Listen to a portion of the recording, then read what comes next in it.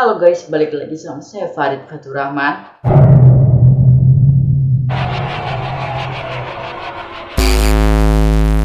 Di video kali ini seperti request sebelumnya, saya di sini akan membahas tentang kehidupan Joseph Mengele. Saya mohon maaf untuk video sebelumnya itu yang berjudul maaf. Memang sih sebenarnya saya itu banyak PR dan hafalan guys. Jadi nggak ada waktu untuk ngedit. Sudah saya paksain untuk bikin video dan bikin konten, malah PR saya nggak selesai guys. Oke, kita langsung aja masuk ke teorinya. Perjalanan kehidupan Joseph Mengele. Yang sudah kita kenal, Joseph Mengele sering dikenal sebagai malaikat maut atau anak manis yang menyerupai malaikat maut. Oke, berikut kehidupan Joseph Mengele. Kehidupan keluarga Joseph Mengele. Mengele lahir di Gutsburg pada 16 Maret 1911. Ia adalah anak sulung dari Walburg dan Carl Mengele. Ayahnya adalah pendiri perusahaan Carl Mengele dan Sons. Katanya ini memproduksi alat-alat pertanian guys. Mengele sangat sukses dalam pendidikannya dan memiliki ketertarikan pada musik, seni, dan ski yang muncul dari atas salju sampai bawah itu yang gitu guys, bukan ski tapi ski. Ia menyelesaikan SMA-nya pada 1930 dan berkuliah filsafat di Munich, tempat dimana yang katanya markas Nazi itu berada guys. Pada tahun 1931 ia bergabung dengan Dr. Stelhan, sebuah organisasi paramiliter yang kemudian bergabung dengan Sturmbannführer tahun 1934. Pada Januari 1937 ia bergabung dengan Institut Biologi di Frankfurt, di mana ia bekerja untuk Dr. Otmar Hieronymus, seorang ahli genetika yang memiliki ketertarikan penelitian saudara kembar. Sebagai asisten dokter ini, Mengele berfokus pada faktor genetika yang menghasilkan celah bibir dan celah dagu. Pada catatan rekomendasi, von Pasteur memuji kemampuan Mengele dengan mengungkapkan materi yang kompleks secara verbal dengan jelas. Penulis Amerika Robert J. mengatakan kata-kata Mengele diterbitkan sesuai dengan arus utama bidang keilmiahan saat itu dan mungkin akan dianggap sebagai upaya ilmiah yang hebat bahkan di luar Jerman Nazi guys. Itu menurut kata penulis Amerika Robert J. Asal mula panggilan malaikat maut. Jika kalian sudah tidak asing dengan kata Angel of Death atau malaikat maut, ini diberikan oleh para tahanan kampnya si Mengele ini dan para korban dan juga tawanan yang melarikan dari kampnya si Mengele. Jadi si tawanannya ini memanggil si Mengele dengan kata Angel of Death atau malaikat maut karena Joseph Mengele telah memberikan eksperimen kepada tawanan-tawanannya ini guys. Para atasannya ini kepada Mengele untuk melakukan eksperimen ini, terserah dia mau ngapain aja. Next. Asal mula keinginan Mengele untuk bereksperimen demi eksperimen yang tidak manusiawi dilakukan oleh Joseph Mengele untuk memuaskan keinginan dia. Saya nggak tahu memuaskan gara-gara hal apa guys.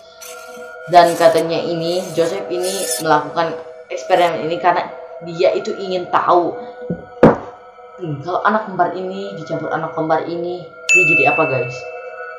Kalau kembar yang badannya dijahit menjadi satu, bukan satu apa sih namanya, kembar siam, jadi kembar siam. Coba kalian bayangin jika kalian melihat korban Joseph Mengele yang masih hidup setelah diotak-atik sama si Joseph Mengele ini guys. Kemudian percobaan keji lainnya yang dilakukan adalah dengan keterbatasan ilmu kedokteran pada waktu itu, atau dia itu misalnya ilmu kedokteran itu udah nyampe sini tapi dia melebihinya guys. Jadi melebih-lebihkan ilmuwan dokter guys. Jadi dia itu bereksperimen untuk memuaskan dirinya.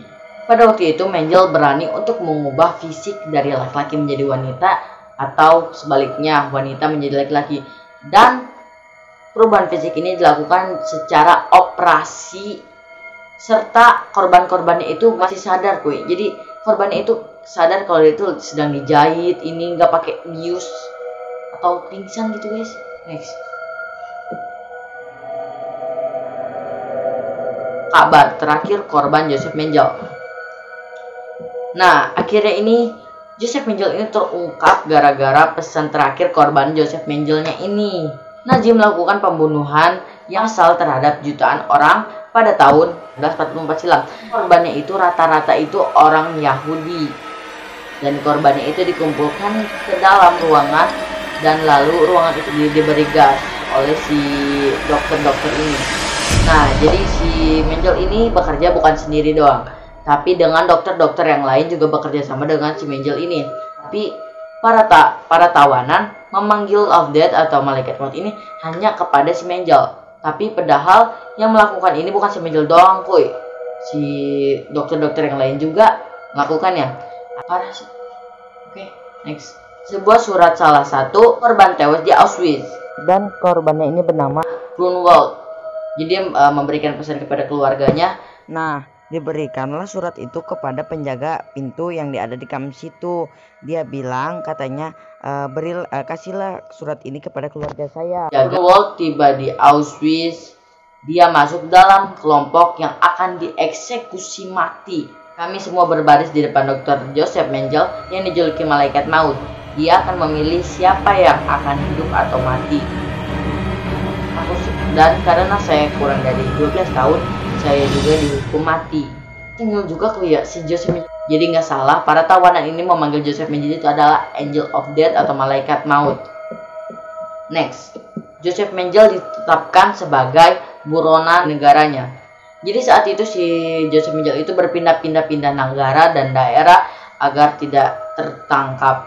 Dan akhirnya dia tertangkap di Sao Paulo. Dan yang ditangkap ini sebenarnya bukan si Josephnya guys, tapi keluarga dari sahabatnya si Joseph ini. Dia menginformasikan bahwa si Mengele itu udah meninggal.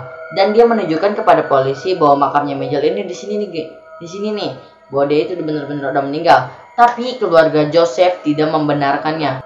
Ia mengatakan bahwa yang di makam itu adalah ayahnya. Dan akhirnya tulang-tulang itu diselidiki oleh para polisi ini. Dan akhirnya ternyata itu adalah tulang belulang Joseph Mengele. Tulang belulang Joseph Mengele ini dipakai untuk keperluan sekolah. Maksudnya itu dipakai untuk peragam pelajaran di sekolah di Universitas Sao Paulo. Sao Paulo. Ngomongin gimana sih? Sao Paulo. Jadi gitu guys, penjelasan tentang perjalanan kehidupan Joseph Mengele. Menurut kalian gimana videonya? Kalian bisa komen di bawah. Untuk next video kalian juga bisa request tentang konten apa. Tapi sudah ada yang request guys. Chat Rip English.